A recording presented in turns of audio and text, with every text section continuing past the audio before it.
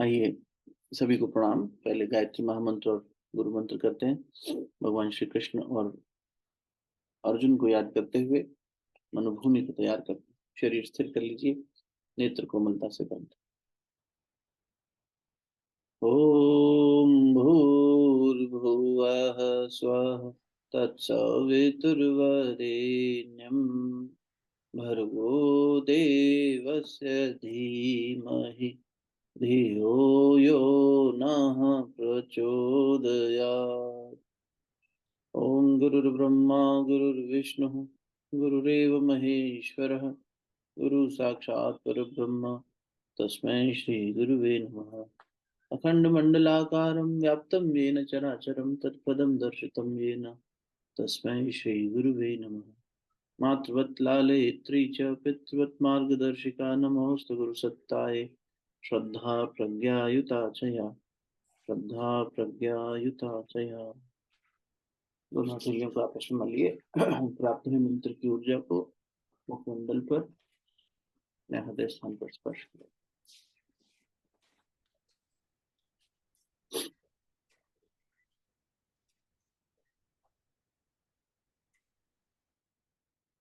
चलिए शुरू करते हैं लोग। 18 ये 17वां अध्याय चल रहा है, जिसमें भगवान श्रद्धा के विभाग बताते हुए अर्जुन को ये ज्ञान दे रहे हैं, समझ दे रहे हैं कि श्रद्धा सात्विकी हो सकती है, राजसी हो सकती है, तामसी हो सकती है।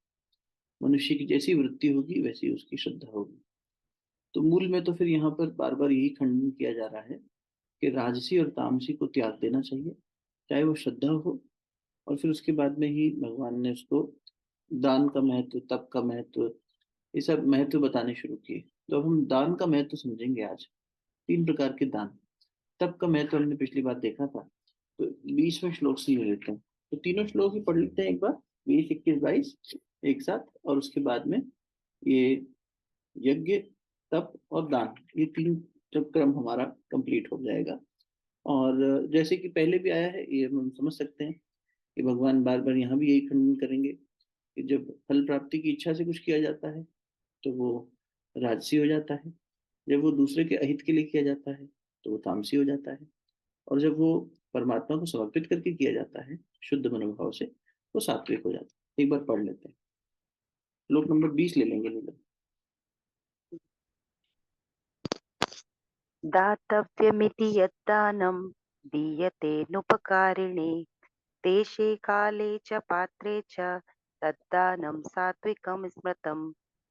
दान देना ही कर्तव्य है। ऐसे भाव से जो दान देश तथा काल और पात्र के प्राप्त होने पर उपकार न करने वाले के प्रति दिया जाता है, वह दान सात्विक कहा गया है। पढ़ ले, अगला भी पढ़ ले। यत्तु प्रत्युपकारार्थं फलमुद्दिश्य वा पुनः दीयते च परिक्लिष्टं तद्दानं राजसं स्मृतम्। किंतु जो दान क्लेश पूर्वक तथा प्रत्युपकार के प्रयोजन से अथवा फल को दृष्टि में रखकर फिर दिया जाता है, वह दान राजस कहा गया है। तामस क्या है? अदेश काले यद्दानं पात्रेभ्यश्च दीयते असत्कृतं वज्ञातं तत्तामसमुदाहृतम्। जो दान बिना सत्कार के अथवा तिरस्कार पूर्वक अयोग्य देश काल में और कुपात्र के प्रति दिया जाता है, वह दान तामस कहा गया है। देखिए, दान एक ऐसी प्रथा है, मतलब एक ऐसा कर्म है जो हमारी संस्कृति में हम लोग करते आए हैं, करना चाहते हैं। और हमें सिखाया भी जाता है कि दान देना चाहिए, देना चाहिए, देने का भाव सिखाने के लिए। छोटे छोटे बच्चों से, जब बचपन में हम लोग थे तब से ही माता पिता, हमारे यहाँ संस्कृति ऐसी बन गई कि देने का भाव हो, है ना। तो अब यहाँ भगवान उस दान की स्पष्टता हमारे सामने रख रहे हैं। सबसे पहले उनका दातव्यम, दान देना कर्तव्य है। ये हमारा कर्तव्य है, इट्स आवर ड्यूटी। ये चॉइस नहीं रखी उन्होंने। उन्होंने सबसे बड़ी बात तो यहीं पे कह दी कि कर्तव्य है। और जो दान देने का कर्तव्य है, ये जो मान लेता है इस भाव में जब जीने लगते हैं कि दान देना मेरा कर्तव्य है, एक कर्तव्य के रूप में जब हम करने लगते हैं तो सात्विक दान हो जाता है। तो कर्तव्य है, तो कर्तव्य में तो हमेशा ये होता है कि मेरी ड्यूटीज में मैं ये एक्सपेक्टेशन नहीं करता कि मेरी ड्यूटीज से ये रिजल्ट मिले। ड्यूटीज तो ऐसी होनी चाहिए कि मेरा कर्तव्य है, मुझे करना है। जैसे भगवान अपना कर्तव्य मान के हमें पोषण देते हैं, प्रकृति अपना कर्तव्य मान के हमें पोषण देती है। न माने अपना कर्तव्य तो उनका सहज स्वभाव खत्म हो जाएगा। तो कर्तव्य में क्या होता है, जब हम किसी चीज को कर्तव्य मान के कर, नहीं दिस इज माई ड्यूटी, इसको इतना गहराई से शिद्दत से करने लगते हैं तो वो हमारा एक सहजता से स्वभाव बन जाता है, करने लगते हैं। उस सहज स्वभाव से जब व्यक्ति किसी चीज का दान देगा, तो दान देना कर्तव्य है। ऐसे भाव से जो दान, इस भाव से दान देना मेरा कर्तव्य है, इस मनस्थिति में जो रहकर जो दान देश तथा काल और पात्र के प्राप्त होने पर अनुपकारी को अर्थात निष्काम भाव से दिया जाता है। अनुपकारी मतलब, अब देखिए, बहुत बार हम उपकार करते हैं किसी पर, मदद करते हैं, उपकार करते हैं, तो हमारी इच्छा होती है कि हम बदले में मिले, ये रिटर्न करे हमें favour. I am doing a favour to you, you return a favour to me when required. जब इस उद्देश्य और इंटेंट के साथ किया जाएगा तो वो राजसी हो जाएगा, अगले में यही बात आएगी। यहाँ भगवान कह रहे हैं कि अनुपकारी, जो न अभी हमारा उपकार उतार पाए न भविष्य में उतार पाए, वो उस स्थिति में ही नहीं है कि उपकार कभी उतार पाए, उसके प्रति देना मेरा कर्तव्य है। इस कर्तव्य भाव में स्थित होकर जब कोई दान दिया जाता है तो उसे सात्विक दान कहा जाता है। क्या हम गंगा का उपकार उतार सकते हैं?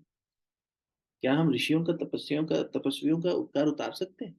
क्या हम गुरुजनों का ऋण उतार सकते हैं? क्या हम माता पिता का ऋण उतार सकते हैं? नहीं उतार सकते। हम अगर ये भ्रम में आ जाए, अरे हम तो उतार देंगे, बस वो श्राद्ध तर्पण करेंगे उससे हो जाएगा, इनके लिए कुछ सामान ले आएंगे उससे हो जाएगा, इनको अच्छा जीवन देंगे तो उनसे हो जाएगा। नहीं, माता पिता तक का ऋण नहीं उतार सकते तो बाकी गुरुजनों का, ऋषिजनों का, उनकी तपस्या का ऋण तो कोई नहीं उतारता।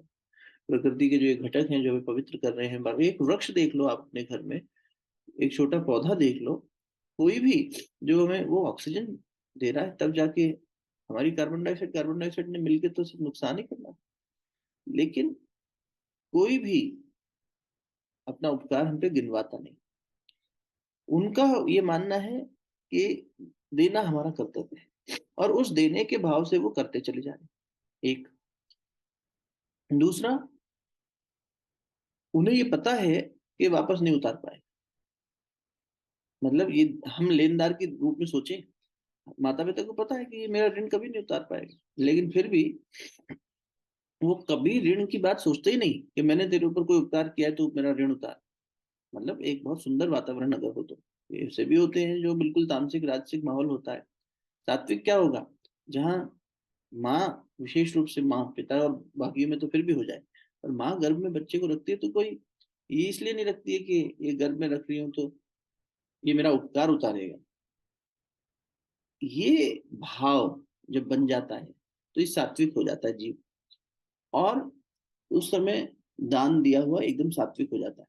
देना मेरा कर्तव्य है, वापस ये उपकार नहीं उतार पाएगा, हम कभी इनका उपकार नहीं उतार सकते, फिर भी हम पर उपकार करते चले जा रहे हैं कर्तव्य भाव से। हमें बिगाड़ने के हिसाब से नहीं, कर्तव्य के हिसाब से। गंगा जी पाप धोने वाली है, पुण्य में अभिवृद्धि करने वाली है, व्यक्ति चाह के भी इनका उपकार नहीं उतार सकता, लेकिन फिर भी हमें स्वच्छ करती जा रही है, भीतर से निर्मल करती चली जा रही है। वास्तव में देखा जाए तो सात्विक दान त्याग के बारे में ही कहा गया, त्याग ही है एक तरह से। अगला जो अध्याय है ना, उसमें अर्जुन पूछेंगे, वो भी बड़ा रोमांचकारी अध्याय है और अंतिम अध्याय है, काफी लंबा भी है। उसमें अर्जुन पूछेंगे कि हे भगवान, पहला क्वेश्चन उनका यही है, मुझे आप त्याग और संन्यास, इसको अलग अलग समझाइए, मेरा बड़ा मन हो रहा है ये जानने। उसका शुरुआत वहां से हुई। यहाँ अर्जुन का प्रश्न क्या था, श्रद्धा समझाइए। श्रद्धा क्या है? जब श्रद्धा पूरित होगी, पूर्णता पे पहुंचेगी, तो वो श्रद्धा में ही संन्यास और त्याग छुपा है। तो यहाँ भगवान पहले भी इसी पे रुकते हैं, वहां नहीं जाते। सात्विक दान का मतलब ये हुआ त्याग। त्याग वास्तव में त्याग ही है। ये वो दान नहीं है कि ये वो होता है ना कि हाथों से बांट रहे हैं, वो वाला दान नहीं है। ये दान है सात्विक दान, कर्तव्य भाव में जीते रहना त्यागी तो हो गया। जब हम अपने सिर्फ कर्तव्यों को ध्यान देंगे और अधिकारों की नहीं ज्यादा सोचेंगे कि ये मुझे ये मिलना चाहिए, मेरा ये अधिकार है, देने का भाव तो तभी आएगा ना। जो व्यक्ति अधिकारों के ऊपर सोचता है ना, वो हमेशा लेने के भाव में रहता है। जो व्यक्ति कर्तव्यों के बारे में सोचता है, वो हमेशा देने के भाव में सोचता है, क्योंकि वो कर्तव्य में है, ड्यूटी में है, तो देगा। सैनिक ड्यूटी कर रहा है अपनी, देने के भाव से प्राण तक दे देगा देश के लिए। एक देश की रक्षा करने वाला योद्धा, मेरा कर्तव्य है इसीलिए कर रहा हूँ, इसलिए नहीं कि मुझे किसी को हराना है, मुझे अपना नाम छपवाना है, मुझे अपनी ख्याति करवानी है, नहीं, मेरा कर्तव्य है। और इसीलिए देखो ना, नाम तो बहुत जितने लोगों का हुआ है, उससे कई गुना ज्यादा, सहस्त्र गुना ज्यादा लोगों की बलिदान हुए हैं, त्याग हुआ है। और ऐसे लोगों की शहादत के बाद हमें तो पता भी नहीं कितने लोगों ने क्या क्या किया देश के लिए, कितने समय से करते आ रहे हैं। तो ये कर्तव्य समझ के कर दिया बस, हंसते हंसते। जब व्यक्ति अधिकारों की बात करता है, तो वो लेने के भाव में, मेरा अधिकारी है, मुझे क्या मिला, मेरे क्या कहेंगे, राइट्स, मेरे राइट्स ये हैं, मैंने मेरे राइट्स में जो मुझे मिलना चाहिए वो मिला कि नहीं, वहां ये हीनता का भाव आ जाएगा, अहंता का भाव आ जाएगा। कर्तव्य से करते रहने में सहजता और त्याग का भाव बना रहेगा। और इस भाव से जब व्यक्ति कार्य करेगा, इसलिए भगवान ने ये जो दान है, विशेष रूप से इस दान को बेसिकली हमारे बुद्धि और आचरण से जोड़ते हुए कहा है। जो अगला है, वो दान इस उपकार से किया जा रहा है कि हमें बदले में कुछ मिले। तो वो तो जैसे हमने कोई पूजा पाठ नहीं करते, विशेष पूजा पे, हाँ भाई आज दान देना है, विशेष दिनों में ये दान देना है, विशेष संस्कारों पे, जो विशेष रूप से अपने कोई से संस्कार होते हैं, तो दान कर रहे हैं। अब दान कर रहे हो, वो दान में भाव क्या है, प्रत्युत्तर में कुछ जैसा हमने दान किया, उसके रिटर्न में हमें कुछ मिले, फल प्राप्ति के उद्देश्य बनाकर किया जाता है। तो उसमें देखो भगवान कह रहे हैं, जो दान क्लेश पूर्वक, क्लेश क्या है इसमें, अनिच्छा से दे रहे हैं क्या, हम पूरी इच्छा से नहीं दे रहे। तो क्लेश इतना है कि पहले तो पाने की इच्छा है कुछ वापस, और प्रत्युपकार के लिए अथवा फल प्राप्ति को उद्देश्य बनाकर फिर दिया जाता है, वह दान राजस कहा जाता है। क्लेश यूं तो एक तो ये हो गया कि हम देना नहीं चाहते और हमने चिड़चिड़पन में दिया, लेकिन यहाँ क्लेश से एक मतलब और निकलता है। क्लेश का मतलब ये हुआ, क्लेश किसे कहते हैं, अविद्या अस्मिता राग द्वेष अभिनिवेश पंच क्लेशा, महर्षि पतंजलि। तो अविद्या के आधार पर दिया गया दान, नासमझी में। और अविद्या क्या हुई, यही अविद्या है, मुझे वापस मिले, राजस और तामस अविद्या ही है। अस्मिता, अहंकार पूर्वक दिया गया ध्यान, राग के साथ दिया गया दान कि हम दे रहे हैं लेकिन हम देना नहीं चाह रहे, हमारा राग है उसमें, और दे रहे हैं तो हमारी इच्छा है कि वापस मिले, नहीं मिलेगा तो दिक्कत होगी। इस प्रकार दिए हुए दान को क्लेश पूर्वक दिया गया दान कहा गया, और उसमें उपकार की इच्छा है। और मुझे लगता है बहुत विशेष टिप्पणी की आवश्यकता नहीं होगी यहाँ पे, कुछ आप लोग के मन में हो प्रश्न तो पूछ लीजिएगा। और फिर तीसरे में भगवान कह रहे हैं, आदेश काले, जो देश दान बिना सत्कार के अथवा अवज्ञा पूर्वक अयोग्य देश और काल में कुपात्र को दिया जाता है, वह दान तामस कहा जाता है। देखो, जो दान बिना सत्कार के, सत्कार का मतलब क्या, बहुत अवभगत करने की बात है क्या, नहीं। सत्कार का मतलब ये है कि जो असत्कृतम, जिसमें सत्कृत नहीं है, संस्कृत शब्द क्या है देखो, सत्कृतम, सत भाव नहीं है जिसमें, तामस हो गया। जिसमें सत नहीं है तो वो तम ही हो गया। अभी सत शब्द की व्याख्या पे भगवान बहुत बात कहेंगे इस अध्याय के अंत में। तो इस अध्याय के अंत में भगवान ने तत्वमसि, उस तत्व के बारे में और उस सत तत्व के बारे में बहुत खुल के व्याख्या करी है। तो भगवान अर्जुन को उस सत तत्व पर लेकर आएंगे, उसके बाद त्याग और संन्यास की बात होगी। तो जब असत्कृतम, यानी कि बिना सत्कार के, तामस मनुष्य के पास, तो ऐसे व्यक्ति के पास जो सत्कृत नहीं करता, उससे अगर कोई दान लेने आए तो कहेगा नहीं, इससे दान लेना नहीं। जैसे अपने, आपने देखा होगा, वर्ण व्यवस्था में बहुत सारी भ्रांतियां फैल गई थी, ये ब्राह्मण शूद्र क्षत्रिय वैश्य इस वाला। तो इसमें ये स्थिति आई कि ब्राह्मण जो है वो शूद्र के घर का दान नहीं लेगा, ये छुआछूत फैल गया। फिर उसके बाद उसका कैटेगराइजेशन कर दिया, फिर पॉलिटिक्स हो गई, वो सब हो गया। जबकि वास्तव में क्या था कि शूद्र कौन है, जिसके कृत्य अच्छे नहीं है, जो अच्छे श्रेष्ठ कार्य नहीं कर रहा, उसके घर से दान लेना ठीक नहीं है। तो बड़ी सरल सी बात है और बहुत लॉजिकल भी लगती है। जैसे शायद कल की स्वाध्याय में अपन बात कर रहे थे परम पूज्य गुरुदेव की कि यदि कोई व्यक्ति उनके पास गया, बोले मुझे रिश्वत लेनी पड़ती है, नहीं तो गोली मार देंगे, तो बोले इसको घर मत लेके जाना, ये संस्कार अपने बच्चों को मत देना, इस अन्न की रोटी अपने बच्चों को मत खिलाना। कहने का भाव ये है कि तुम्हें अगर कभी दुष्कर्म किसी कारणवश करना भी पड़ रहा है, क्योंकि ऐसे अपवाद हमारी संस्कृति में मिलते हैं। सगन नाम का कसाई था, कसाई को भगवान आए लेने के लिए, अरे वो तो कसाई था, स्लॉटरिंग करता था, वो मजबूरी में करता था, अज्ञान में करता था, उसे पता ही नहीं था, वो तो बस मन में गोविंद गोविंद जपता रहता था और करता रहता था अपना काम। तो व्यक्ति कर्म में भाव क्या रख के कर रहा है, उससे उसका वर्ण होना चाहिए। कोई ब्राह्मण कुल में जन्मा लेकिन कार्य तो बिल्कुल हीन कर रहा है, तो वो ब्राह्मण कहलाने लायक नहीं है, वो शूद्र से भी गया बीता है, कार्य तामस है उसके। दूसरों के अहित की बात सोच रहा है, बेकार है, कैसे वो ब्राह्मण हो गया। तो उस दृष्टि से दान लेने वाला किससे दान ले, ये समझने के लिए कह रहे हैं कि जो व्यक्ति सत्कर्म कर रहा है, जो सत्य में स्थापित होकर कर्म कर रहा है, जो परमात्मा को हाजिर नाजिर मान के कर्म कर रहा है, उस व्यक्ति के द्वारा किए गए कर्म सत्कर्म है और बाकी असत कर्म है। तो जो असत्कृत है, जो ऐसे कार्य करता है जिसके अंदर अवज्ञा है, जिसके अंदर कुकर्म छुपा है, भाव गलत छुपा है, ऐसे लोगों से कभी भी दान नहीं लिया जाता था। अब इसी को उल्टा करके समझ लो कि ऐसे लोग जब दान देते हैं तो वो दान हीन दान हो गया, तामस दान हो गया।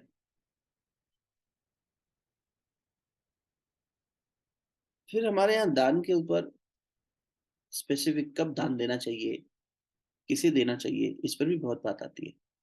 देखो, जब हम भगवान को समर्पित भाव करके दान देते हैं, तब वो दान तो हो गया सात्विक दान। अब बहुत बार हमारे व्यवहारिक दृष्टि से मन में आता है ना कि हम किसी को दान दे रहे हैं तो ये सत्पात्र है कि नहीं, इसका जांच कर लें। ऐसा होता है। कभी ये कहा जाता है कि मत देखो, आप बस दान दो। कभी ये सोचते हैं कि नहीं, इसको दे दिया तो ये थोड़ा विवेक तो होना ही चाहिए हमें, अगर हमने दे दिया तो ये इसका गलत पैसा, हमने पैसे दे दिए किसी को खूब सारे, हमें तो दान भाव आ गया, कभी भी दे दो। लेकिन वो दान उसके लिए अहितकारी हो गया, उसको व्यसन में लगा दिया उसने। तो इसलिए गुरुदेव ने भी कहा, बेटा किसी को देने से पहले थोड़ा विवेक का प्रयोग जरूर करना, थोड़ा विवेक का प्रयोग जरूर करना। क्यों? उसकी इतनी मदद तो जरूर करो कि उसकी सहायता हो जाए और आपका देने का कर्तव्य पूरा हो जाए, लेकिन उसकी इतनी सहायता भी मत कर दो कि वो इसी पर निर्धारित हो जाए, इसी पर आधारित हो जाए, इसी के आधार पर अपना जीवन जीने लग जाए। जैसे मान लीजिए कोई व्यक्ति क्रिमिनल हो, प्यास से भूख से मर रहा हमारे सामने हो, तो हमें मालूम है ये क्रिमिनल है, ये मर जाएगा तो समाज बचेगा, मरने दो इसको। एक परिस्थिति ये कहती है, विवेक ये कहता है, मतलब बुद्धि ये कहती है कि मरने दिया जाए भाई, इससे संसार की भलाई होगा, ये तो जीवित रह गया तो। दूसरा विचार क्या कहता है, वही बुद्धि कह रही है मरते को तो बचाना चाहिए, भले ही, और डॉक्टर तो बचाएगा ही, डॉक्टर तो अपना कर्तव्य समझ के उस क्रिमिनल को ऑपरेशन थिएटर में बचाएगा ही। वो कहेगा ये न्यायाधीश का काम है कि इसे क्या सजा होनी चाहिए, ये क्रिमिनल है, इससे मुझे अधिकार नहीं मिलता इसे मारने का। और चलो मानवीयता के नाते और एक भीतर के साथ सतोगुण के नाते अगर देखें तो हम किसी को मरता छोड़ दें, ये भी ठीक नहीं। तो वहां पर संतगण क्या कहते हैं, उसको इतना पानी तो दे ही दो जिससे उसकी जान बच जाए, पर इतना भूख प्यास मत मिटा दो उसकी कि उसमें इतनी ताकत आ जाए कि फिर तुम्हारे गला दबोच दे या संसार में फिर वही काम करने लगे। समझ रहे हैं फर्क? हमने देने के कर्तव्य से दिया जिससे कि उस व्यक्ति के प्राण बच जाए, इतना दिया जिससे उसको लाभ हो जाए थोड़ा सा, अगर बिल्कुल ही परिस्थिति बेकार हो गई है तो थोड़ा सा ठीक हो जाए, लेकिन इतना भी नहीं दे दिया कि वो उसका दुरुपयोग कर बैठे। ये ध्यान देना चाहिए। कोई हमें, चलो ये तो बहुत एक रेयर बात हो गई कि कोई हमारे सामने मर रहा हो भूख प्यास से, कोई व्यक्ति भिक्षाटन कर रहा है, भीख मांग रहा है, और हमें ये लगता है कि नहीं यार ये तो हष्टपुष्ट है, ये भीख मांगेगा तो इससे, तो हमें फिर उसको विद्या का ध्यान देना चाहिए, अन्न का दान देना चाहिए। चल अभी का अन्न ले ले, पैसे का दान मत दीजिए। हम क्या करते हैं, पैसा हमारी जेब में से निकाल के देना बड़ा आसान बात होती है, और कभी कभी तो हम पीछे छुड़ाने के लिए करते हैं, कभी कभी हम बिल्कुल सात्विक भाव से करते हैं, नहीं मुझे करना है। लेकिन वो पैसा अगर ज्यादा हो गया और वो उसी के ऊपर फिर आश्रित हो गया, तब तो हमने उसे भी पैसे का दास बना दिया ना, वो अपना पुरुषार्थ करेगा ही। तो उस दृष्टि से थोड़ा विवेक रखना चाहिए, लेकिन बिल्कुल ये नहीं कि अपने कांच चढ़ा के ऊपर बैठ गए गाड़ी में, देखना ही बंद कर दिया, या कोई जरूरतमंद आया तो उसको हमने दरवाजे से आगे भेज दिया। कुछ सहयोग कर दो, जो उसको सहयोग चाहिए हो सकता है उसे पैसे का सहयोग चाहिए ही नहीं था, अन्न का सहयोग चाहिए नहीं था, उसे फ्री में। हम यहाँ देखते हैं बिल्कुल घर के पीछे एक बहन जी है, अभी कुछ दिनों से बैठने लगी है। वो गरीब बच्चों को लेकर बैठ जाती है शाम को, रोज शाम को। परसों हमने देखा तो मन में आया कि इनसे मिलेंगे, क्योंकि अभी वो पढ़ा रही थी तो ज्यादा समय नहीं दिया उनका, बस इतनी बात कर ली, नंबर वंबर ले लिया, हमने कहा दीदी आपसे बात करते हैं। वहाँ गरीब बच्चे हैं पीछे, यहाँ पूरे लोहार लोग बैठे हैं, लोहा पीटते हैं और ये बनाते हैं लोहे के सामान। उनके बच्चे झुग्गी झोपड़ी वाले, उनको लेके नेताजी के घर के बिल्कुल बगल में एक प्लॉट खाली है, वहां बैठ जाती है शाम को और उनको पढ़ाती है। उन बच्चों की एक प्रतिनिधि माँ भी बैठ जाती है कोई सबकी, और 8-10 बच्चे बैठे। ये विद्या का दान दे रही है ना। अब मान लीजिए उन्हीं को जाके हम पैसा दें आए, तो क्या करेंगे, वो हुक्का बनाते हैं और रोज सबके घर के आगे हुक्का बना देता है, रोज हुक्का पीते हैं। तो हुक्का बना के पी लेगा उसका बाप, उस बच्चे को क्या मिला उससे। तो दान देते समय ये विचार करना चाहिए कि किस चीज का दान श्रेष्ठ है। गुरुदेव ने तो दान की बात कहते हुए कह दिया, समय दान ही युग धर्म है। अभी के समय में जो चल रहा है, ये समय चल रहा है संसार जैसा, ऐसी गति में समय का दान ही सबसे बड़ा धर्म है, युग धर्म। इस युग का धर्म समय दान, इस दशक का नहीं, इस साल का नहीं, इस शताब्दी का नहीं, इस युग का। इस युग का धर्म समय दान है। समय दान, बेटा तेरे पैसे का मैं क्या करूंगा, गुरुदेव के वक्त वाक्य है, बेटा तेरे पैसे का मैं क्या करूंगा, पैसा रख के चला जाएगा, तो इस पैसे से मैं अकेला लगा रहूंगा, ले जा अपना पैसा। तू तो मुझे ऐसे लोग ला के दे जो अपना चरित्र निर्माण करवाने के लिए तैयार है। तू तो ऐसे सहयोगी ला कर दे जो साथ मिलकर श्रेष्ठ कार्य करने में लोगों के घर जा जाके एक ज्योत जला, एक प्रकाश जला सके। ये कर, तू आजा और मिलके करते हैं। पैसा वैसा सब बेकार है, बात की बात। समय दान, ये देखो, अब व्यक्ति के पास समय नहीं है, अपने लिए समय नहीं है, परिवार के लिए समय नहीं है। समय निकालना कितना मुश्किल हो रहा है, अरे हमें तो सांस लेने की फुर्सत नहीं है, हमें तो अपने स्वास्थ्य के लिए समय निकालना मुश्किल हो रहा है, हमारे पास तो इतने कर्तव्य हैं, हम तो इतना सुबह से शाम तक लगे रहते हैं। आदमी ऐसी दुहाई देता है। व्यक्ति यदि समय का दान देना शुरू करे, कैसे, गुरुदेव ने कहा, बेटा एक सप्ताह में 168 घंटे होते हैं ना, 168 आवर्स। इन 168 घंटे में से 2 घंटे निकाल सकता है क्या समाज के लिए, भगवान के काम के लिए। ऐसा कुछ आइडेंटिफाई कर सकते हैं जैसे वो बहन जी करके बैठी हैं यहाँ पे, जिसमें हम 2 घंटे समाज को देंगे एक सप्ताह में, 168 घंटे में से 2 घंटे। तो परम पूज्य गुरुदेव से जो यहाँ आके आश्रम में रहते हैं, वो लोग तो ये हो गया कि उन्होंने अपना जीवन पूरा इसी काम में लगा दिया। लेकिन बाकी जो समाज में रह रहे हैं, वो अपनी गृहस्थी भी चला रहे हैं, ऑफिस भी कर रहे हैं, सब कर रहे हैं, और फिर उसके बाद में 2 घंटे समाज को भी निकाल के दे रहे हैं। तो एक प्रकरण याद आता है, फिर सुषमा दीदी कुछ कहना चाह रही है, उनसे सुनते हैं। जहाँ गुरुदेव के माध्यम, मतलब बाबा के माध्यम से सुना, बाबा कहते थे, बेटा, गुरुदेव कहते थे, ये जो 2 घंटे दे रहा है ना समाज में, मतलब जो अपनी गृहस्थी में बैठा है, सब कुछ उतार चढ़ाव देख रहा है, और फिर 2 घंटे मेरे लिए निकाल रहा है समय, यानी भगवान के लिए, वो व्यक्ति का 2 घंटे का दान। और जो तुम यहाँ बैठे हो सुबह से शाम तक, सारी व्यवस्था तो मैं करके दे रहा हूँ तुम्हें। हाँ, तुम सब छोड़ के आ गए, संसार तुम्हारी पूजा कर रहा है, अरे वाह, सब नौकरी छोड़ दी, सब अपना घर गृहस्थी छोड़ दी, अपनी महत्वाकांक्षा छोड़ दी, लेकिन यहाँ बेटा सब कुछ तुझे को पका पकाया भी तो मिल रहा है। न तुझे खाने की चिंता, न रहने की चिंता, न कुछ करना, बस काम ही करना है। जो काम बताया जाए उसे पूरी श्रद्धा भाव से करना है। उसे वो सब चलाने के बाद, अपनी गृहस्थी, अपना कर्तव्य निभाने के बाद, अपने सामाजिक उत्तरदायित्व निभाने के बाद, वो 2 घंटे निकालता है मेरे लिए। बेटा उसका 2 घंटा तुम्हारे यहाँ पूरे 24 घंटे से भारी है। तुम्हारे 168 घंटे एक सप्ताह के, और उसका 2 घंटा तराजू पे रख दूं, उसका 2 घंटा भारी है। जब व्यक्ति भगवान के लिए, समाज के लिए, श्रेष्ठ कर्म के लिए समय निकालता है, समय दान, विद्यादान, उस समय में आप 2 घंटे में क्या करेंगे। आप 2 घंटे में आप देखो कितना करते तो हैं, अच्छी बात है। ट्रैफिक सिग्नल पे गीता जी लेके खड़े हो जाते हैं, बड़े बड़े इंस्टीट्यूशंस के लोग खड़े हो जाते हैं, बच्चे हों बड़े हों, ये भाव में नहीं होते कि हम फलाना जी हैं, ये लीजिए गीता दे रहे हैं, हमने गीता कंठस्थ कर रखी है, आप भी पढ़िए, आपको लाभ होगा।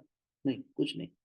गीता जी आपको अच्छा लगे, श्रद्धा भाव तो है, श्रेष्ठ काम करते हैं, अच्छी चीज दे रहे हैं, पैसा तो नहीं मांग रहे, एक बढ़िया चीज आपके सामने समर्पित कर रहे हैं, हम भी कुछ अच्छा समाज को दे सकते हैं, कुछ तो अच्छाई होगी। और उस अच्छाई को कर्तव्य भाव से देंगे तो सतोगुणी दान हो जाएगा। उस अच्छाई को भी अगर हमने इस भाव से दिया कि हमें कुछ मिल जाए तो राजसी दान हुआ। और उस अच्छाई को हम अच्छाई तो कर ही नहीं रहे, वो तो सत्कर्म हो ही नहीं रहा, भगवान ने मना कर दिया, वो तामस हो गया। इसलिए तामस की व्याख्या भगवान करते ही नहीं, कह के छोड़ देते, तामस का फल भी नहीं बताते। पहले भी देखा अपन ने, तामस का क्या फल, कोई फल ही नहीं है इसका, ये फलीभूत नहीं होगा दान कभी। राजसी में ये होगा कि ज्यादा से ज्यादा आपका वापस रिटर्न आ जाएगा। और इसमें सतोगुण में आप रिटर्न की अपेक्षा ही नहीं कर रहे, आप तो सिर्फ कर्तव्य भाव से कर रहे हैं, आप सिर्फ देने के भाव से कर रहे हैं, स्वभाव ही ऐसा है ना? जी सुषमा दीदी कहिए। हाँ, प्रणाम भैया।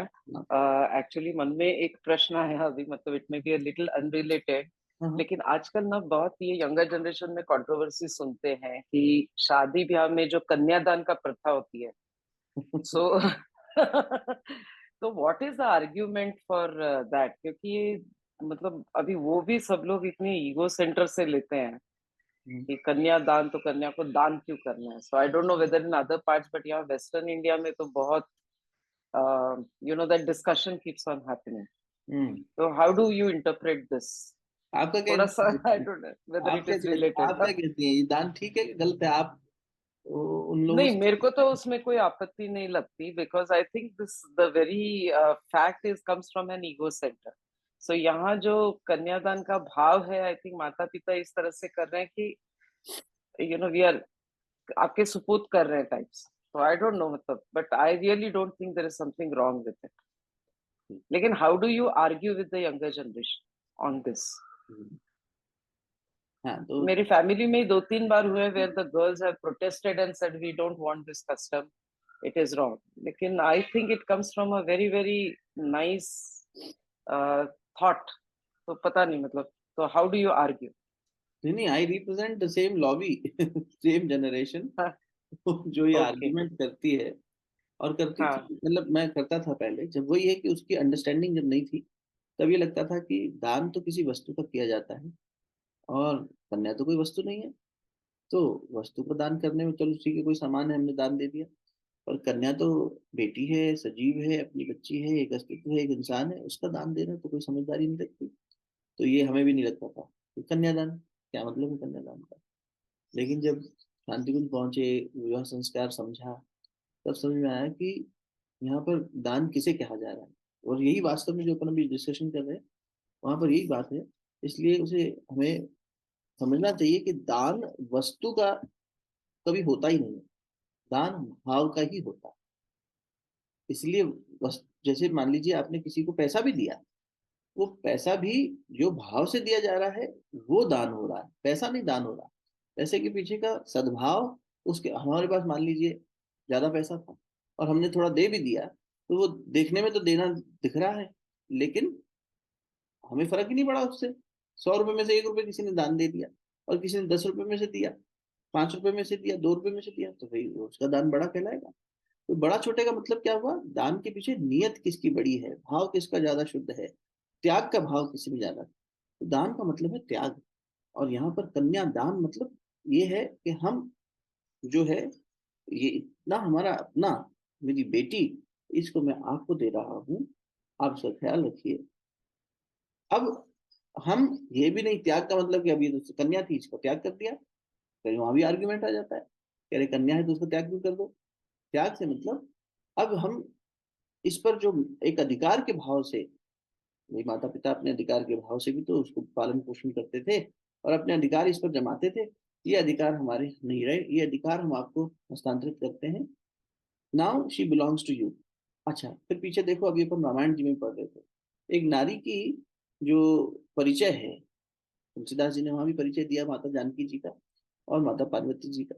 तो वहां भी परिचय की बात जब आई थी, ये हमारी एक प्रथा कह लीजिए, प्रथा in the sense not just एक रूढ़िवादी प्रथा, एक सिस्टम, एक तरीका, एक सलीका था। किसी भी वुमेन का आप जब इंट्रोडक्शन देते हैं, when she is a girl, you introduce her by the name of her father and mother, कि ये इनकी बेटी है, विशेष रूप से पिता के नाम से बेटी का नाम और माँ के नाम से बेटे का नाम, ये क्रम बना आया है। तो जनक की बेटी है, विदेह की बेटी है तो वैदेही जानकी, द्रुपद की बेटी है तो द्रौपदी है। ये पिता के नाम से संबोधन का एक तरीका था। तो ये क्या हुआ, when she is a girl, she is unmarried, whom does she belong to? She belongs to a man, a person, मतलब माँ भी उसमें शामिल है, तो पेरेंट, उससे उसका परिचय। अब ये सारी गतिविधि ये माँ बाप के इर्द गिर्द घूम रही है उसके जीवन में। अब ये सारा रोल प्ले चेंज हो रहा है, शिफ्ट हो रहा है, इट्स अ डायमेंशन शिफ्ट। जो कहाँ हो रहा है, तो बोले वो अब उसकी पहचान क्या हो गई, she is the wife of so and so. समाज में पहचान, पहचान मतलब how do you identify, whom do you belong to. तो अब कोई आर्ग्यूमेंट तो इस पे भी करता है कि आई एम नॉट अ वस्तु, कि मुझे whom do you belong to, क्या आपका किससे वो संबंध, लेकिन आपका संबंध सबसे ज्यादा किससे है इस संसार में। यदि आपको जोड़ना हो किसी से, किससे जोड़कर देखें, तो पहले माता पिता से जोड़कर देखा और फिर परिचय हो जाता है मिसेस सुषमा जोशी, मिसेस।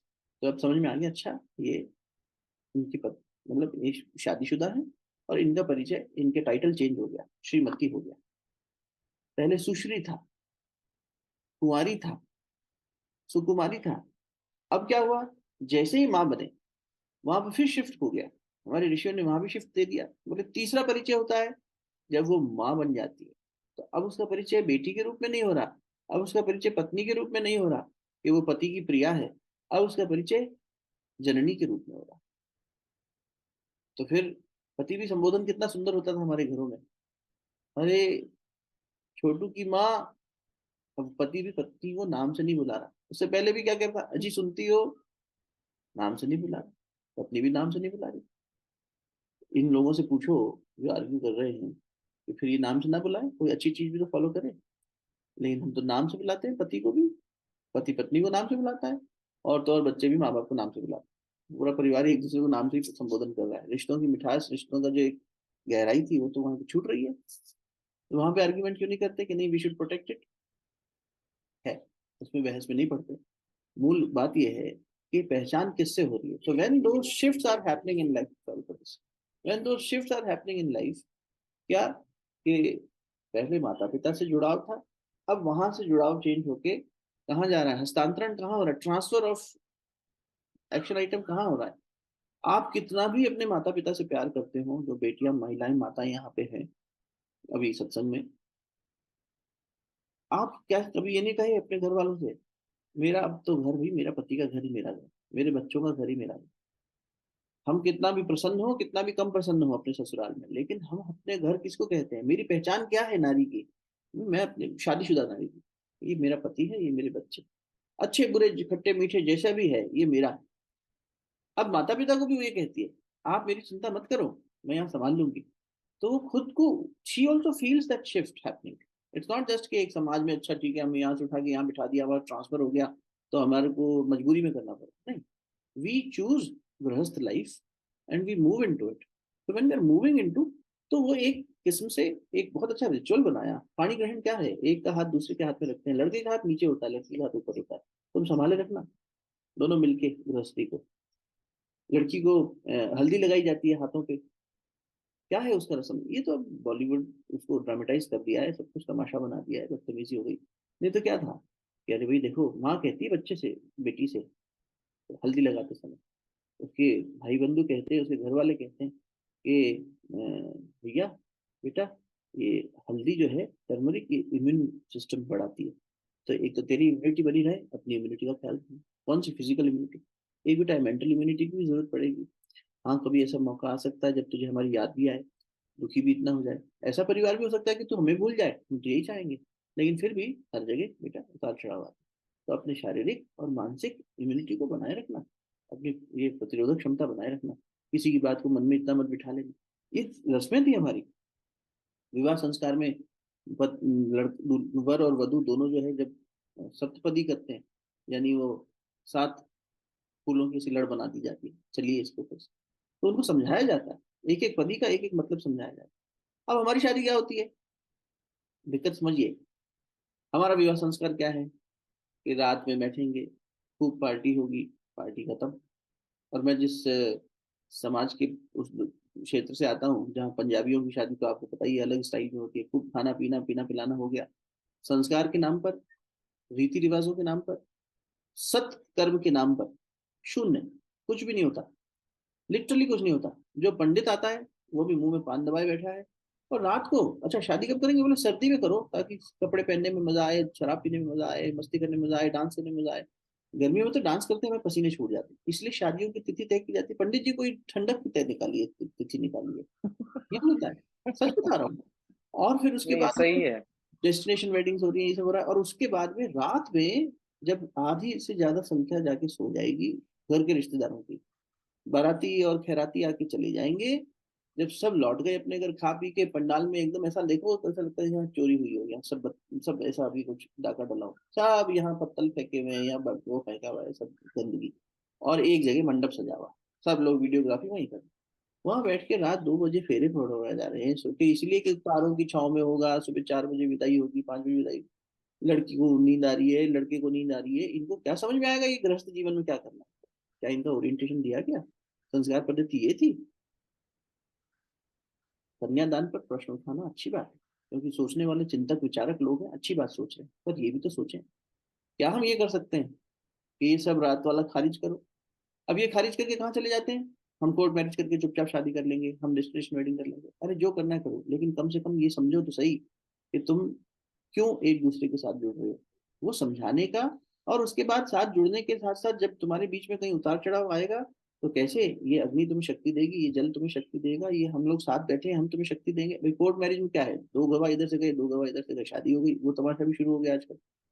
साथ बैठे प्रतिनिधि क्यों बैठते हैं, वो साक्षी बनते हैं कि इनमें भी कमी है, इनमें भी कमी है, ये भी अच्छे हैं, ये भी अच्छे हैं, ये एक दूसरे के पूरक भी लग रहे हैं। लेकिन फिर भी इन दोनों की पर्सनैलिटीज अलग अलग है। पूरक क्या है, एक अलग है उत्तर एक दक्षिण, ठीक है, कई कपल्स में होता है कि हमारी तो बिल्कुल नहीं मेल खाती विचारधारा, लेकिन उसको पूर्ण करना, यही तो जीवन की पूर्णता है कि भी ठीक है, एक पक्ष तुम्हारा अच्छा है, एक पक्ष इनका अच्छा है, एक इनका कमजोर है, एक इनका कमजोर है, दोनों मिलके एक दूसरे की कमजोरी को शक्ति में बदलो, और जो एक दूसरे की शक्ति है उसको बढ़ाओ।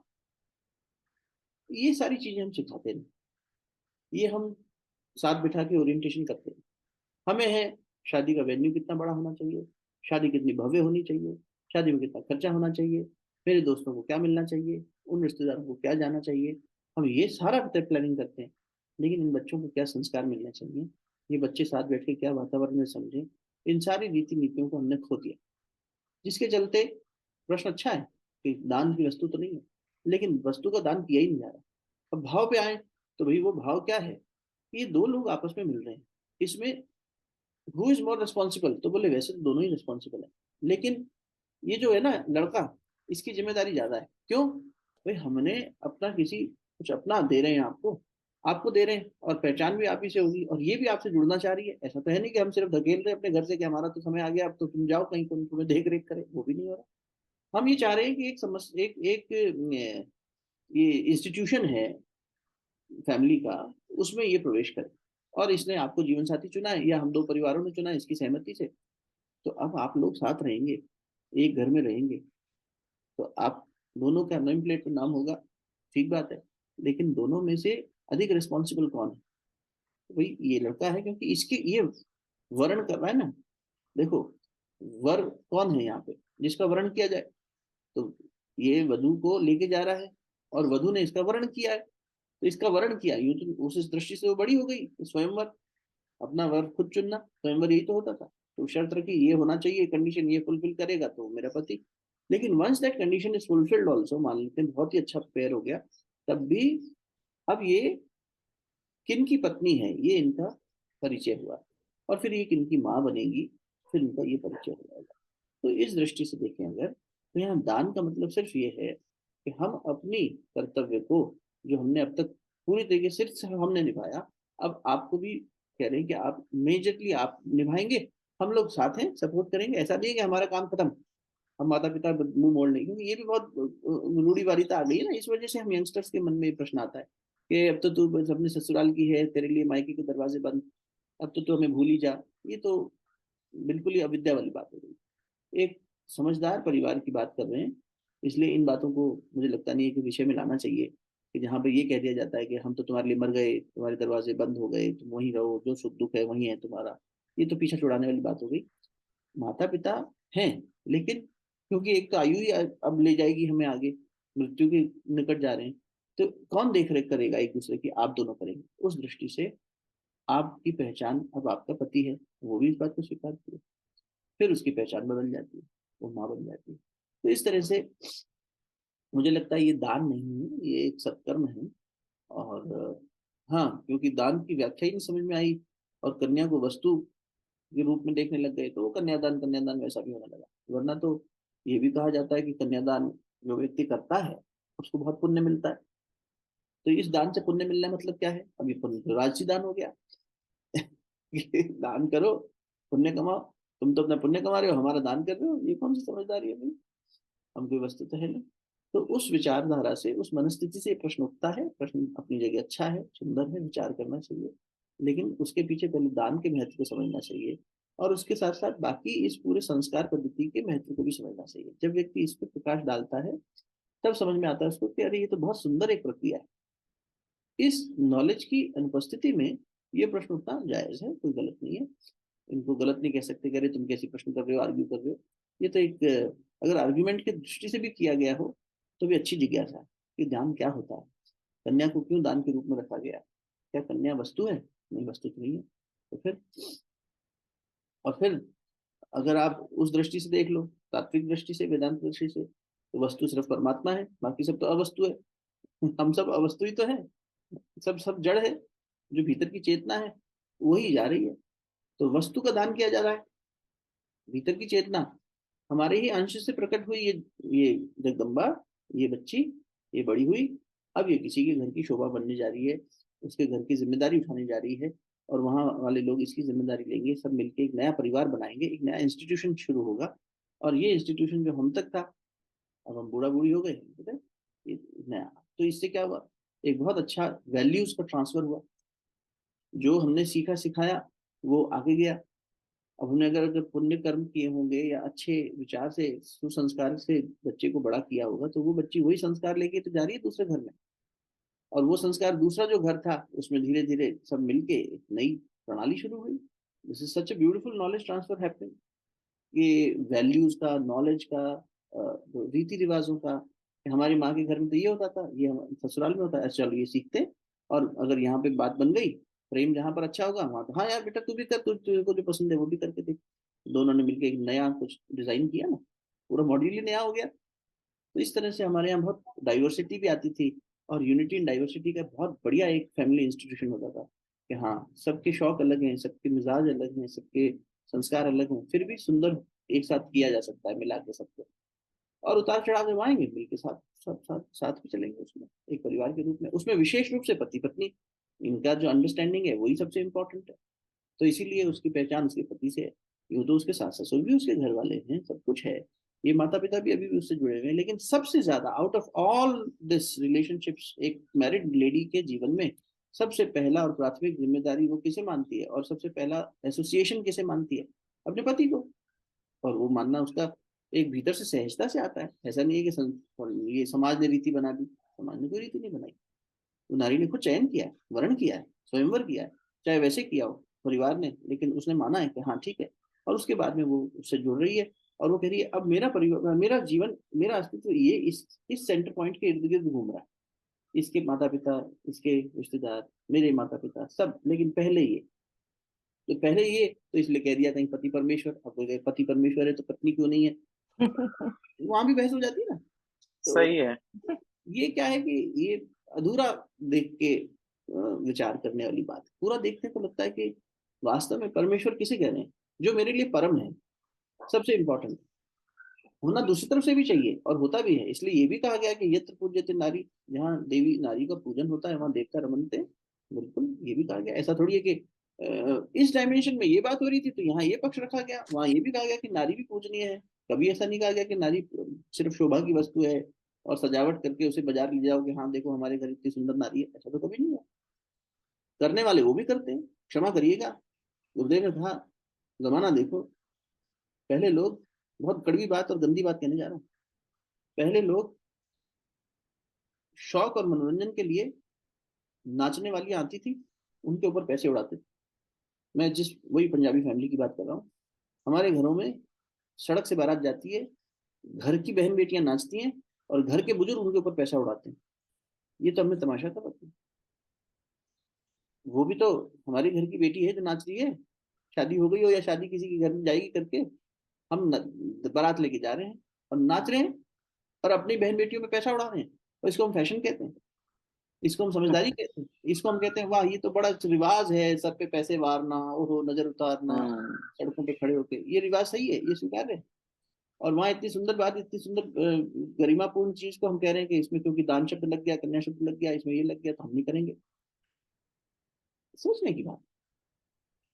बिल्कुल भैया, और मेरे ख्याल से ये हम लोगों को एज पेरेंट्स अवेयरनेस होना चाहिए, इसलिए मैंने ये प्रश्न पूछा, क्योंकि अगली बार तर्क शुद्ध आर्ग्यूमेंट करे कि यहाँ से ये ऐसा ओरिजिनेट होता है, दिस इज द नहीं बेसिक कोई आइडिया आर्ग्यूमेंट बिहाइंड। नहीं है, मैं तो ये कहूंगा दीदी यहाँ पर भी हम मतलब कहते हैं वही, कि मतलब at least you have a conversation with them, और ये पेरेंट्स ने ही पहले से, इसी को संस्कार कहते हैं, नहीं उनसे और कहिए। Transfer of values. मैं तो खुद से कहता हूँ, सबसे कहता हूँ, हम लोग मिलके विवाह संस्कार का एक संस्कार क्या होना चाहिए, हाँ बिल्कुल।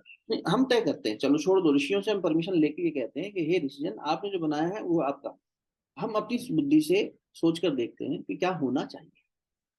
तो तब भी वही मौलिक पॉइंट निकल के आएंगे कि हम पति पत्नी रूप में साथ जुड़ने वाले हैं, तो हमें अपनी अंडरस्टैंडिंग को देख लेना चाहिए, हमें दो परिवारों की अंडरस्टैंडिंग को देख लेना चाहिए, हमें इसमें हम कितने तैयार हैं झुकने के लिए, कितना एक दूसरे के साथ कंपैटिबिलिटी बिठा सकेंगे, ये सोच लेना चाहिए। ये विचार तो करता ही ना व्यक्ति। उसी विचार को हाँ संस्कृत के मंत्रों के माध्यम से सुबह के समय बैठकर करवाया जाए, रात तुम 2-2 3-3 बजे बैठकर करवाओ भी तो किसी को समझ में नहीं आए। आधे शॉर्टकट वो कर देता है पंडित, बाकी किसी को संस्कृत समझ में नहीं आती। अरे व्याख्या तो होती, समझाया तो गया होता, कर क्या रहे हैं। करने की जल्दी इसलिए, अभी हम लोग रिट्रीट में थे, हेमलता बहन जी है क्या अभी नहीं आई, नहीं तो रिट्रीट में आई थी। बार बार यही होता था, यज्ञ करने बैठे, हमने उनसे कहा अब तिलक लगाएंगे, सब लेके तिलक लगाने लगे। अरे रुक तो जाओ भाई मंत्र बता दें दो, उसका मतलब समझ लो और फिर एक दूसरे को लगाओ प्यार और सहकार से। जिसने चंदन लिया तब माथे पे लगाने लग गया। आदमी करने की जल्दी नहीं, समझना नहीं है क्या करना है, बस हाँ हमें तिलक लगाना हाँ। तुम्हें आता है, अरे नहीं आता। उस तिलक से क्या प्रार्थना करनी है, उसे अनामिका उंगली पे क्यों लेना है, क्यों नहीं हम तर्जनी पे ले लेते, मध्यमा में ले लेते। हर तिलक का अपना महत्व है। गुरु की उंगली है, जुपिटर बैठा है हमारे रिंग फिंगर में, तो गुरु की उंगली से जब हम लगाते हैं तो मतलब समझ में आना चाहिए। कोई मतलब समझाने वाला नहीं, कोई समझने की जिसके पास धैर्य नहीं होता, अरे भैया खत्म करो पंडित जी, जरा एक काम करो, ठंड बहुत हो रही है और हमें पंडित जी को भी दूसरी शादी कराने जाना है, इनको भी पंडाल खाली करना है, तुम 1000 रुपये ज्यादा ले लो, जल्दी निपटाओ। हमने शादी अरे देखी। भैया, पहली कंडीशन यही है कि 20 मिनट में सब निपटाओ, 1 घंटे हाँ में सब निपटाओ, निपटाओ। तो फिर और निपटा, वो करके उसमें वी वांट दीज सेरेमनीज, क्योंकि जो फिर करण जौहर जीवन, वाली सेरेमनीज है वो सब चाहिए। फिर जीवन निपट ही जाता है, क्षमा करना। फिर वो परिवार, वो संबंध निपट जाते हैं, क्योंकि इन मंत्रों की शक्ति का जो एक हाँ एक सुरक्षा कवच था वो भी छोड़ दिया। ये तो मतलब और अति सूक्ष्म बात कह रहा हूँ कि इन मंत्रों में जो शक्ति थी, वो जो लोग बैठे थे वो साक्षी थे, वो देव पुरुष थे, जिनको उठ के उस समय आशीर्वाद देना था, वो अपना मस्ती में लगे हैं, फोटो खींचने में लगे हैं, सोने में लगे हैं, अपने पार्टी करने में लगे हैं, हाँ भाई हो गया फूल बरसाने आ जाएंगे। अरे भैया ये क्या तमाशा है, इसे शादी कहते हैं? जहाँ शांति से बैठकर, अभी तुम इतनी हड़बड़ी में हो कि निपटा दो, तो जीवन भर तुम हड़बड़ी में ही रहोगे, कहाँ धैर्य पूर्वक एक दूसरे का साथ निभाओगे। और जो लोग डिसीजन लेंगे आगे भी सलाह देंगे, वो भी हड़बड़ी में देंगे। ये लोग तो उस समय भी आधी चेतना में थे, जब विवाह संस्कार के फेरे पड़े जा रहे थे, जब अग्नि भगवान बैठे थे, तब भी इनकी चेतना शून्य हो रखी थी। अभी क्या समझदारी का सलाह दे देंगे, जब उसी पति पत्नी के बीच में उतार चढ़ाव आता है, दो परिवार बैठ के विचार करना चाहते हैं, वो अपनी बहन को फोन लगाती है, वो अपने भाई से पूछता है, क्या सलाह देंगे ये लोग? ये समय उस समय फैशन करने में लगे थे, हमें ये लहंगा पहनना है, हमें ये सूट पहनना है, इसी में लगे। करो वो सब भी, लेकिन कम से कम उसकी मौलिकता को तो समझो। जब वो फिर घटना हो रही है, कर ली तुमने, खूब पार्टी कर ली, मजा कर लिया, अब जब बैठे हो तो कम से कम, इसीलिए रात को बैठना बिल्कुल समझ की बात नहीं है। गुरुद्वारे में देखो दिन में शादी होती है, शांति कुंज जाइए दिन में शादी होती है। हमने जब कहा, लोगों ने कहा दिन में शादी करोगे, हम नहीं आ रहे। जब तक फ्लैश लाइट नहीं पड़े, ये ना पड़े, वो ना पड़े, फोटो नहीं पड़े, तमाशा वही हो रहा है। स्टेज पे जा जाके फोटोज ही खींच रही है और फिर उनके एल्बम्स ही बन रहे हैं। तो हमारा फोकस क्या है, देखो ना, हमारा फोकस ये कहीं है ही नहीं, ना शादी करने वाले का, ना करवाने वाले का, और ना वो पंडित को क्या दोष देना, वो तो सबसे आखिरी व्यक्ति है। हकीकत मानिए, हमारा ये फोकस है ही नहीं कि हम दो जीवन साथ मिलके कुछ अच्छा करने जा रहे हैं, हम दो परिवार मिलकर कुछ अच्छा करने जा रहे हैं। ये फोकस जब होगा तो वो अच्छे को हमें फिर डिफाइन करना पड़ेगा, और अगर उसके रीति रिवाज उसके संस्कार हम डिजाइन करेंगे तो वो बिल्कुल मेल खाएंगे उनसे। अगर हमने विवेक विचार करके खाया किया तो फिर वो ऋषियों के साथ में मेल खाएंगे, क्योंकि उद्देश्य उनका भी उतना ही सुंदर है। उन्होंने उसके साथ में मंत्रों की शक्ति भी जोड़ दी, वो हमें नहीं आता, उसके लिए हमने आउटसोर्स कर दिया, चलो भाई ठीक है ये पंडित जी कर देंगे। पर अच्छे पंडित को भी तो ढूंढ सकते हैं, उस तरह की चीज भी कर सकते हैं। लेकिन ये ढूंढे तो तब जब सोचे, हम तो खुद ये सोच के बैठेंगे निपटाओ। वो भी कह रहा है निपटाओ, मेरे से इतने बड़े, वो क्या है बड़े से सूट में और घाघरा चोली, इसमें मेरे से बैठा ही नहीं जा रहा, इतना तो हैवी मेकअप कर लिया हमने दोनों ने, अब इतनी लाइट पड़ रही है, जल्दी निपटारा करो भाई। तो जब तुम एक दूसरे के लिए इतना सा भी तप नहीं कर पा रहे कि तुम 1 घंटा ज्यादा बैठ के समझ के करना चाहो, तो फिर आगे क्या तप करोगे? त्याग में तो तप लगेगा। गृहस्थ एक तपोवन है, गुरुदेव कहा करते। तो इस तपस्थली में तुम कैसे साथ में तपस्या करोगे भैया? एक दूसरे के साथ तुम 15 मिनट एक्स्ट्रा बैठा रहे हैं तो तुम कह रहे हो नहीं हम नहीं बैठ पा रहे। स्टेज पे तुम्हें घंटों बैठा लो, फेरे जहां हो रहे हैं अग्नि के पास, वहां आदमी नहीं बैठना चाह रहा, स्टेज पे बैठना चाह रहा है, डिस्को थेक पे नाचना चाह रहा है। ये हो रहा, ये कौन सा प्रेम रसायन है जो दो परिवारों को तोड़ेगा? उस रसायन को बनाने की क्या गतिविधि है, क्या प्रक्रिया है, और उसको बनाने के लिए क्या वातावरण का निर्माण करते हैं? कल्चर मीडियम बनाते हैं तो एक एनवायरनमेंट चाहिए होता है। राम रसायन तुम्हारे पास सदा रो रघुपति के दासा, रसायन शब्द यूज किया तुलसीदास जी। क्या तुम्हारे पास कुछ ऐसा रसायन है जिसमें रस ही रस है? ये प्रेम का रस इन दो परिवारों में, इन दो बच्चों में आएगा, उस रसायन को बनाने का क्या वातावरण होना चाहिए? वो वातावरण है ये सारा संस्कार पद्धति। सब छोड़ दिया हमने, और फिर हम जो कह रहे हैं परिवार टूट रहे हैं, बच्चों में आजकल बनती नहीं है, धैर्य नहीं है, ये नहीं है। ये सीख दी नहीं हमने। ये अंतिम मौका था माँ बाप के पास, अंतिम मौका कि अपनी बच्ची को सिखाते, और वो अपने बच्चे को सिखाते। तो भैया अब से तुम्हारे जीवन एक दूसरे के इर्द गिर्द ज्यादा घूमेगा तो हम हस्तक्षेप नहीं कर पाएंगे, न बाप का, न पति का, और न पत्नी का, न वर न वधु, दोनों के माँ बाप कहीं भी ज्यादा हस्तक्षेप नहीं कर पाएंगे। दोनों के मित्र ज्यादा हस्तक्षेप नहीं कर पाएंगे, क्योंकि तुम दोनों ही एक दूसरे के परिणय में इतना ज्यादा बंधे रहोगे। तो ऐसे में तुम एक दूसरे की तो सुनोगे, अब एडवाइस ही गलत देगा कोई दूसरे को तो फिर वैसी हरकत होगी। इसीलिए दोनों एक दूसरे के साथ सही तरीके से विचार कर सकें, अच्छा एडवाइस दे सकें, अच्छा निर्णय ले सकें, इसके लिए ये एक अंतिम मौका था माँ बाप के पास, ये शुभ चिंतकों के पास, कि वो उनको कुछ अच्छे सूत्र दे सके, ना कि भरे हुए लिफाफे दे सके।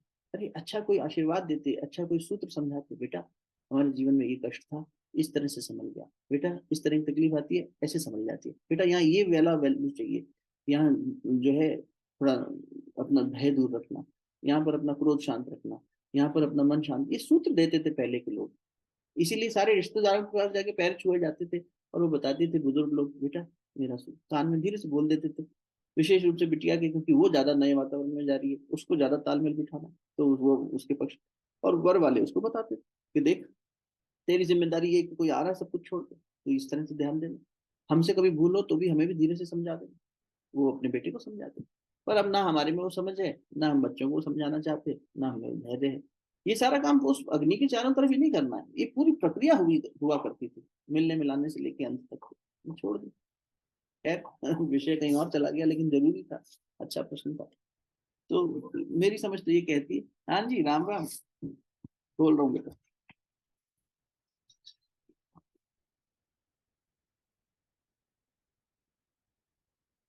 हल्दी पाठ करें, चलिए।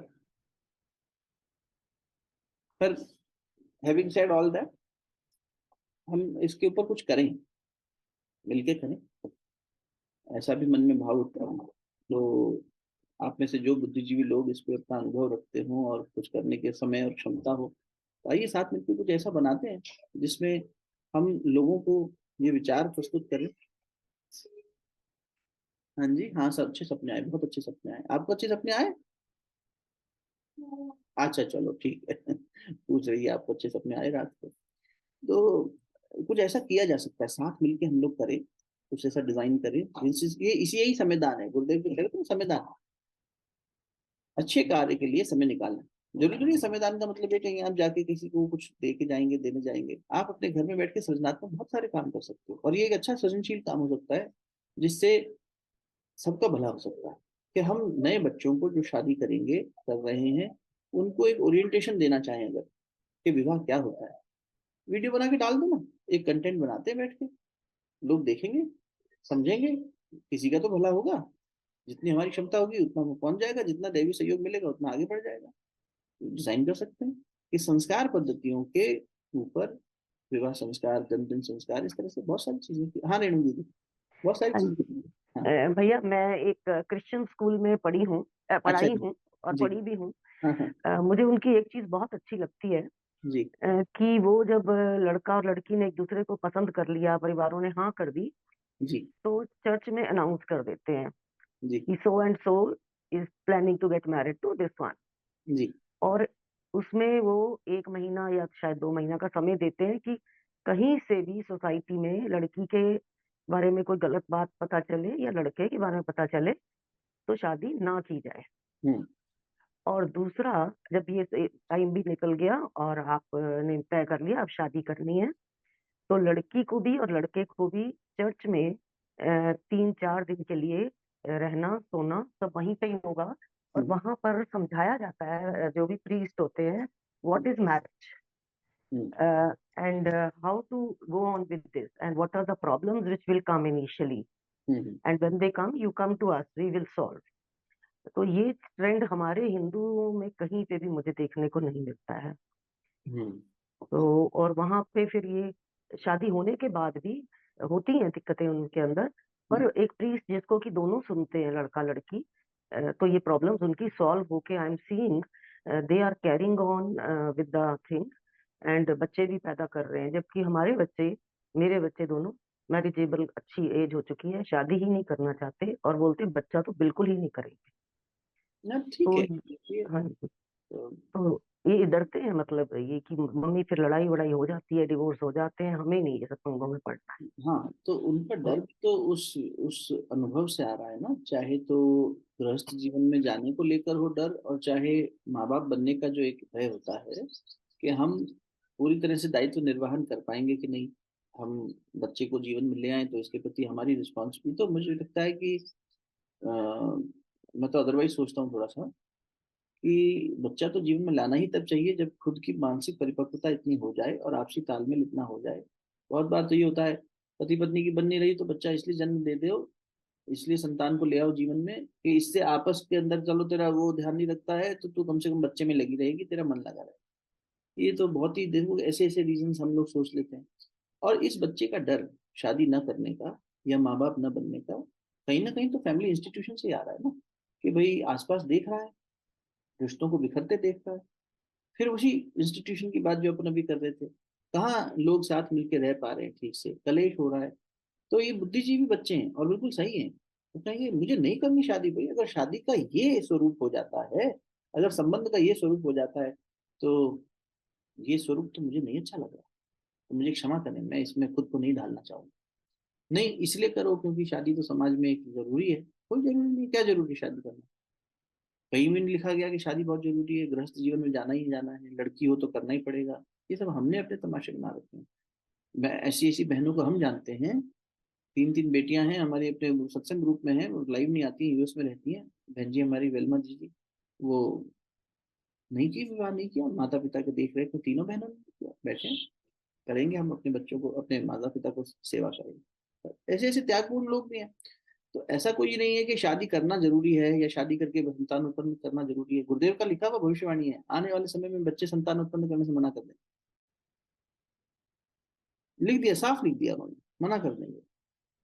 और जो करेंगे वो विचार करके करेंगे, वो तब करके करेंगे। नहीं, अगर हमें करना है तो फिर हमें संतान उत्पन्न करने की साइंस को समझना होगा, उसके पीछे के दर्शन को समझना होगा, उसके पीछे फिर वही, उतना धैर्य हम में है क्या, उतना तप करने की शक्ति हम में है क्या, कि हम एक श्रेष्ठ सोल को इस जीवन में ला सकें।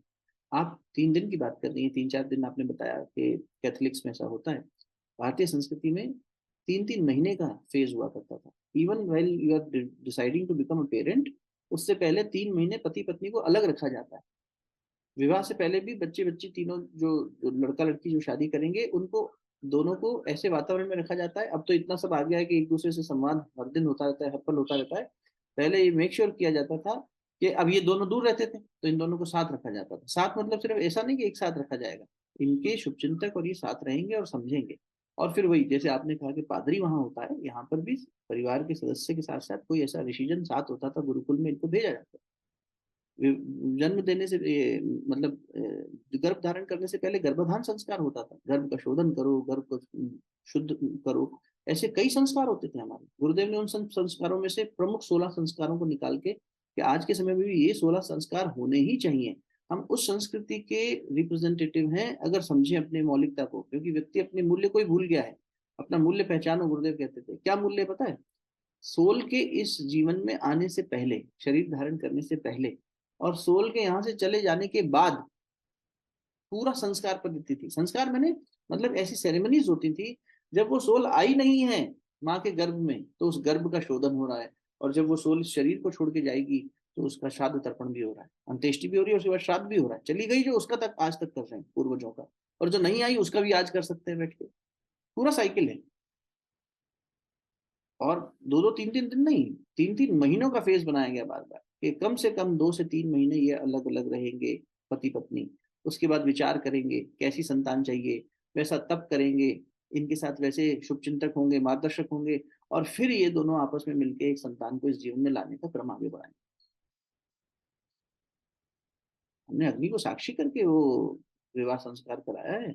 हमने समाज से घोषणा करके नहीं पूछा। हमारे यहाँ तो नौवा बता देता है, नाव जो ये नाई, वो बता देता है कि फलाने जी की लड़की आपके लड़के के लायक है, आपका लड़का उनकी लड़की के लायक है। ये कौन बताता है? इस नाई के पास ये दृष्टि होती थी। पादरी की क्या बात कर रहे हैं? किसी की भी मतलब अच्छा है वो जो कर रहे हैं, मैं उस पर नहीं टिप्पणी कर रहा, लेकिन ये सब हमारे पास है, लेकिन हमें ये नहीं पता। तो हमने इन बच्चों के सामने प्रस्तुत क्या किया है? कलेश। तो ये बच्चे कह रहे हैं भैया हमें कलेश नहीं चाहिए, we don't need more headaches in our life, therefore we don't want to marry, and if child becomes a headache tomorrow, so we don't want to be parent also। ऐसे ऐसे सुंदर कपल्स हमने देखे हैं जहाँ अभी रिट्रीट में, पीछे 2 रिट्रीट पहले एक बड़े अच्छे हाई कोर्ट के वकील आए गाजियाबाद से, उन्होंने ये समस्या रखी कि हमारी बेटी जो है वो शादी नहीं करना चाहती, तो ये बच्चा नहीं पैदा करना चाहती, और बाकी फिजिकली दोनों फिट हैं, सब बढ़िया है दोनों का।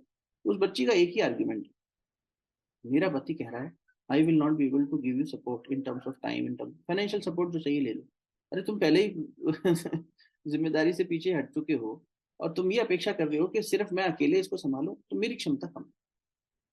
फिर उसने अपना वो स्वॉट एनालिसिस कर लिया, स्ट्रेंथ वीकनेस। तो वो कह रही है कि भाई मेरे पास इतने अकेले के पास फिजिकल स्ट्रेंथ भी पहले मैं निकालूं, फिर टाइम की स्ट्रेंथ भी मैं निकालूं, डिवोशन भी मैं रखूं, और आप ये पहले ही कह दो कि हमसे जितना हो पाएगा कर लेंगे, लेकिन बाकी तो तुम्हें देखना है। मैं चलो जॉब भी छोड़ दूं, सारे सेक्रीफाइस करने को तैयार हूँ, खुशी खुशी करने को तैयार हूँ, लेकिन जब मैं इसका मूल्यांकन करती हूँ तो मुझे लगता है कि उस बच्चे के साथ भी अन्याय हो जाएगा। तुम पिता होके भी जिम्मेदारी नहीं उठाना चाहते। और वैसे उनसे बात करो तो उनके पतिदेव कहते हैं हमें तो कोई दिक्कत नहीं है, now he is such a casual person. तो ऐसी भी निटिग्रिटीज होती हैं। सिर्फ ये मैं तो कहूंगा इसलिए बहुत सम्मानजनक निर्णय है। यदि तैयारी नहीं है तो एग्जाम में मत बैठो भाई, क्यों बैठना फेल होने के लिए? बाकी सारी हिम्मत भी चली जाएगी, तमाशा बनेगा सो अलग। तो ऐसे व्यक्ति को शादी नहीं करनी चाहिए, विचार करना चाहिए, तैयारी करनी चाहिए। और अगर वो इतना विचार कर पा रहा है कि भैया नहीं कर पाएंगे, तो उसे समझाया जाए कि इससे अच्छे भी कुछ तरीके हो सकते हैं, तुम जब तैयार हो जाओ तब कर लेना शादी, तब कर लेना बच्चा। लेकिन हम क्या करते हैं, एज है, फलाना है, समाज है, इसमें बंध जाते हैं। क्षमा कीजिएगा, मैं तो उन बच्चों के साथ ज्यादा खड़ा होना चाहूंगा तो ये प्रश्न पूछते हैं कि कन्या का दान क्यों, तो उन्हें समझाया जाए। जहाँ ये प्रश्न है इसका मतलब व्यक्ति जानना चाहता है। अब हमारे पास है नहीं, हम समझा नहीं पाते, दिक्कत हो जाती। हमें लगता है तुम फालतू आर्ग्यूमेंट करते हो, तुम बहस बहुत करते हो, परंपरा चली आ रही मानो। वो कहता है क्यों मानो मैं प्रथा को? भाई इस प्रथा ने व्यथा पैदा कर दी तो मैं नहीं मानता। वास्तविकता यह कि उस प्रथा ने व्यथा नहीं पैदा करी, उस प्रथा का निर्वहन न होने की वजह से व्यथा पैदा हो गई, परेशानी पैदा हो गई। तो इसीलिए कहीं ना तो उदाहरण सेट हो पा रहे हैं अच्छे, और जहां हो रहे हैं तो वहां लोग इंस्पायर होकर करते भी हैं, बिल्कुल करते हैं। हमारे साथ एक हमारे गुरु भाई थे, हमारे बाबा का ही पोता, कजन पोता, उपाध्याय जी का। वो शादी नहीं करना चाहता था, मैं नहीं करूंगा नहीं करूंगा। तो जब वो उसके अंदर इतना ज्यादा चल रहा था तो बाबा ने कहा कि ठीक बात है, मत करो, तुम्हारी इच्छा है, निर्णय तुम्हारा है, पर एक बात समझो, तुम करना क्या चाहते हो? तुम बोले वो गुरु जी का काम करना है। बोले गुरुजी तो खुद सदगृहस्थ थे, और अगर तुम्हें लगता हो तो तुम आसपास ऐसे लोगों को चुनो जो गृहस्थी में हैं और जिनके गृहस्थ होने की वजह से उनका समाज में स्वीकार्यता ज्यादा है। हकीकत मानिए, हमने अपने साथ के उन लोगों को भी देखा जब उनकी शादी नहीं हुई थी, लेकिन हमारी स्वीकार्यता इसलिए थी क्योंकि मंजरी हमारे साथ थी। हम दोनों मिलके जब कोई बात कहते थे, अच्छा आप तो गृहस्थी में भी हो, आपके साथ तो ये भी होता होगा, वो भी होता होगा, ऐसे में आप क्या करते हो? और जो बैचलर्स थे या स्पिंस्टर्स थे, यानी सिंगल वुमेन या मैन, ये लोग जब जाते थे, हमारे गुरु भाई बहन, तो जाते मतलब लोगों के साथ बातचीत करते थे, तो प्रभाव बहुत पड़ता था, क्योंकि गुरुदेव की बात तो है, लेकिन कहीं ना कहीं ये एलिमेंट मिसिंग रहता था, तो उससे संबंधित कोई बात हो ही नहीं पाती। स्वीकार्यता समाज में एक सदगृहस्थी की दृष्टि से उन्होंने कहा कि तुम देखो, हो सकता है तुम्हारी बात और गुरु कार्य जो तुम्हारा उद्देश्य है उसमें दोनों में बल मिल जाए। तब उन्होंने हमें उनसे मिलवाया, अभिनव से, और हमसे मिले, बड़ा अच्छा बालक। तो हमने उसको यही कहा, तू खुद तय कर और खुद निर्णय ले। आज उस बच्चे ने इतना बड़ा उदाहरण सेट किया, हम उसको नमन करते हैं। कल वो हमसे इंस्पिरेशन लेता था, आज हम उनसे इंस्पिरेशन। उन्होंने एक डिवोर्सी से शादी करी, जो पहले से एक 3 साल के बच्चे की माँ थी, अब तो बच्चा भी 6-7 साल का, 8 साल का हो गया। तो बहुत अच्छा काम कर रहे हैं दोनों मिलकर, दोनों एक दूसरे को समझते हैं, एक दूसरे के पूरक हैं, बच्चे को भी एक संस्कार मिल गया, जीवन मिल गया, बढ़िया हो गया। तो उसने और बड़ा आदर्श स्थापित कर दिया, मजा आ गया।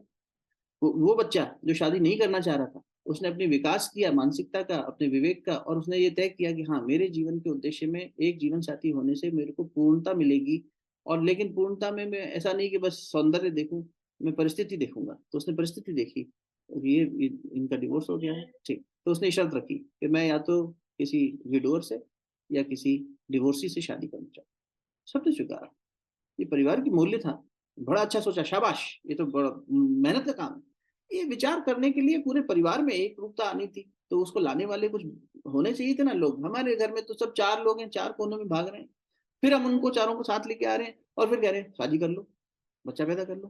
अरे ये तो बहुत बड़ी डिसीजन है, खाने क्या खा लो, यही नहीं समझ में आ रहा ठीक से बैठकर, इतने बड़े डिसीजन कैसे ले लें? मम्मी माफ करो, हमसे नहीं होगा, बच्चा चला जाएगा, क्या बात करेगा वो उस पर? वो बेटी नहीं सुनना चाहेगी, इस मामले में नहीं सुनना चाहेगी। फिर हम कह देंगे आजकल की जनरेशन ऐसी है, फलाने जी के बच्चे तो संस्कारी हैं, हमारे नहीं है। अरे ज्यादा समझदार है, इनसे नहीं अभी क्षमता, इन्होंने कम से कम ये मूल्यांकन तो किया। वो गड्ढे में गिरने के बाद में रो रहे हैं, ये कह रहे हमें नहीं जाना उस गड्ढे में, हम पहले छलांग लगाना सीखेंगे तब कोशिश करें। बनाया जा सकता है, धैर्य नहीं है हमारे पास, स्वीकार्यता का भाव नहीं है हमारे पास, हम कहाँ एक्सेप्टेंस में सोचो।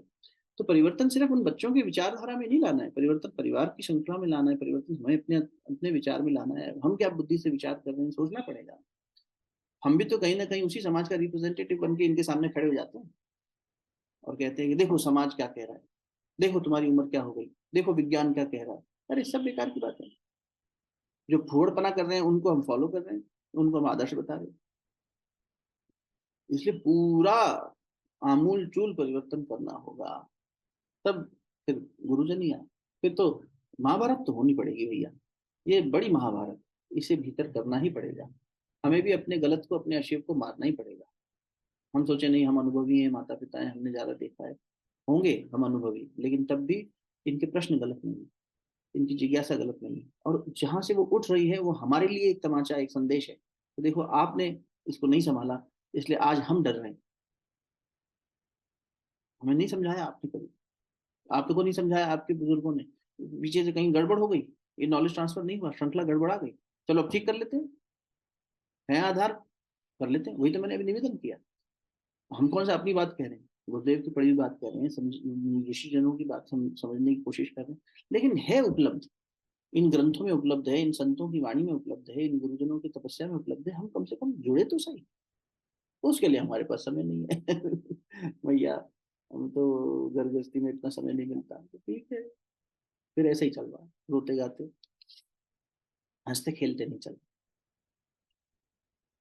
उस वातावरण की एक मर्यादा है, वो मर्यादा जहां होगी वहीं वो वातावरण क्रिएट होगा, इस बात को समझना चाहिए। सत्यवान को ही सावित्री मिलेगी, कथा कितनी भी पढ़ लो भूल जाते हैं, जहां सत्य है वहीं सावित्री, वहीं गायत्री आएगी, उसी का वर्णन करेगी।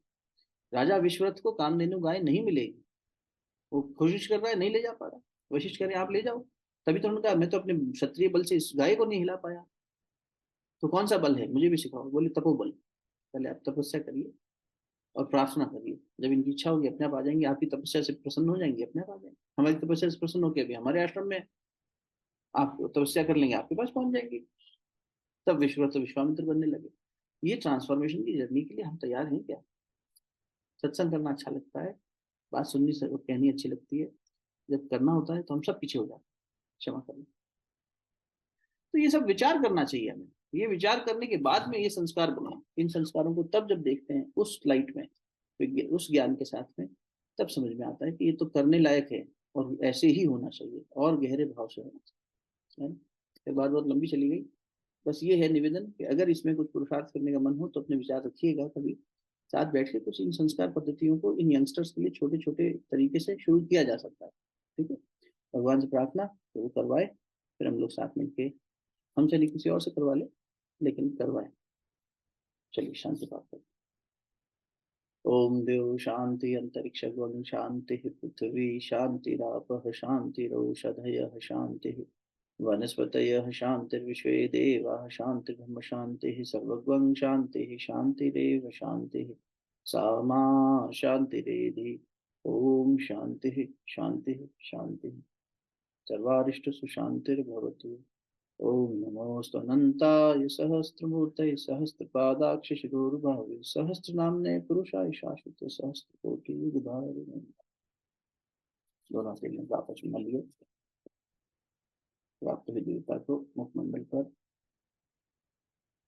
हृदय स्थान पर स्पर्श करें। राम राम राम भैया, धन्यवाद।